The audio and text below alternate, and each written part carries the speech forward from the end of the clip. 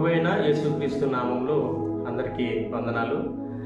ఇక 10వ అధ్యాయం చదవడానికి దేవుడిచ్చిన మనకి కృపను బట్టి ఆయనకే మహిమ కలుగునుగాక. ప్రతి ఒక్కరు కూడా నాతో పాటు వాక్యం చదివి ప్రార్థనలు ఏకీభవిస్తారని నమ్ముచున్నాను. ప్రార్థన. మహాపరిశుద్ధుడు, మహాగణుడు, మహనీయుడైన యేసయ్య ఘనమైన శ్రేష్టమైన నామానికి స్తుతులు స్తోత్రములు చెల్లించుకుంటాం ప్రభా. ఈ యొక్క వాక్య ధ్యానంలో తండ్రి ప్రభా మీరు మాకు తోడుగా ఉండండి. ప్రతి ఒక్కరిని తండ్రి ప్రభా దీవించి ఆశీర్వదించండి. నాతో పాటు ఇక వీడియో ఎవరైతే చూస్తూ ఎవరైతే వాక్యమును చదువుతూ తండ్రి ప్రభా నిన్ను స్తుతిస్తున్నారో ప్రభా వారందరినీ దీవించండి, ఆశీర్వదించండి. నీ కృప దయచేయమని యేసు పరిశుద్ధ నామంలో అడుగుచూ ప్రార్థించుకుంటున్నాం తండ్రి. ఆమేన్. Praise the lord. ప్రతి ఒక్కరు కూడా నాతో పాటు చదివి ఏకీభవించాలని కోరుచున్నాను. ఆదికాండము 10వ అధ్యాయము 1 నుంచి 32 వచనములు. ఇది నోవహు కుమారులకు షేము, హాము, యాపేతును వారి వంశావళి. జలప్రలయము తరువాత వారికి కుమారులు పుట్టిరి. యాపేతు కుమారుడు గోమెరు, మాగోగు, మాతాయి, యావాను, తూబాలు, మేషేకు, తేరాసు అనువారు. గోమెరు కుమారుడు అష్కనాజు, రెఫాతు, తొగర్మా అనువారు. యావాను కుమారుడు ఎలీషా, తర్షీషు, కిత్తీము, దదోనీకు అనువారు. వీరి నుండి సముద్ర తీరమునందుండిన జనములు వ్యాపించెను. వారి వారి జాతుల ప్రకారము, వారి వారి భాషల ప్రకారము, వారి వారి వంశముల ప్రకారము ఆయా దేశములలో వారు వేరైపోయిరి.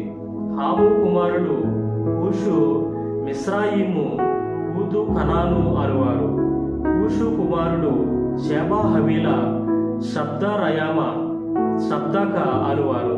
రయామా కుమారులు షేబా, దాదాను అనువారు. కూషు నిమ్రోదును కనెను. అతడు భూమి మీద పరాక్రమశాలి యుండుటకు ఆరంభించెను. అతడు యెహోవా ఎదుట పరాక్రమము గల వేటగాడు కాబట్టి యెహోవా ఎదుట పరాక్రమము గల వేటగాడైన నిమ్రోదు వలె అను లోకోక్తి కలదు. షేనారు దేశములోని బాబేలు, ఎరేకు, అక్కదు కల్లే అను పట్టణములు అతని రాజ్యమునకు మొదలు. ఆ దేశములో నుండి అషూరుకు బయలుదేరి వెళ్ళి నినెవేను, రహోబోతీరును, కలాహును, నినెవేకును కలాహుకును మధ్యనున్న రెస్సెనును కట్టించెను. ఇదే ఆ మహాపట్టణము. మిస్రాయిము లూదీయులను, అనామీయులను, లెహాబీయులను, నప్తూహీయులను, కుద్రుసీయులను, కస్లూహీయులను, కఫ్తోరీయులను కనెను. ఫిలిస్తీయులు కస్లూహీయులలో నుండి వచ్చినవారు.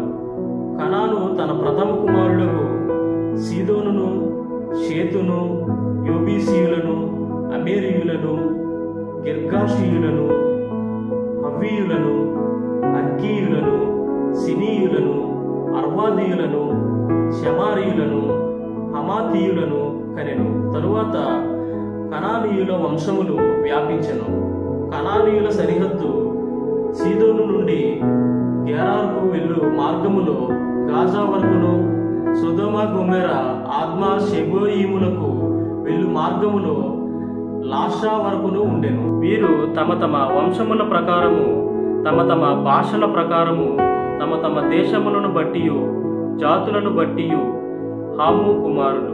మరియు ఏబేరు యొక్క కుమారులందరికీ పితరుడును పెద్దవాడైన యాపేతు సహోదరుడునకు షేముకు కూడా సంతానము పుట్టెను. షేము కుమారుడు ఏలాము, అషూరు, అర్పక్షాదు, లూదు, అరామాను వారు. అరాము కుమారులు ఊజు, ఊలు, గెతేరు, మషాను వారు. అర్పక్షాదు షేలాహును కనెను. షేలాహు ఏబేరును కనెను. ఏబేరుకు 2 కుమారులు పుట్టిరి. వారిలో ఒకని పేరు పేలేగు. ఏలయనగా అతని దేశములలో భూమి దేశములుగా విభాగింపబడెను. అతని సహోదరుని పేరు యోక్తాను. యోక్తాను అల్మోదాదును, షేలాపును, హషర్మావేతును, యోరాహును, హదోరామును, ఊజాలును, తిక్లాను, ఓబాలును, అభిమాయేలును, షేబాను, ఓఫీరును, హవి హవీలాను యోబారును కనెను.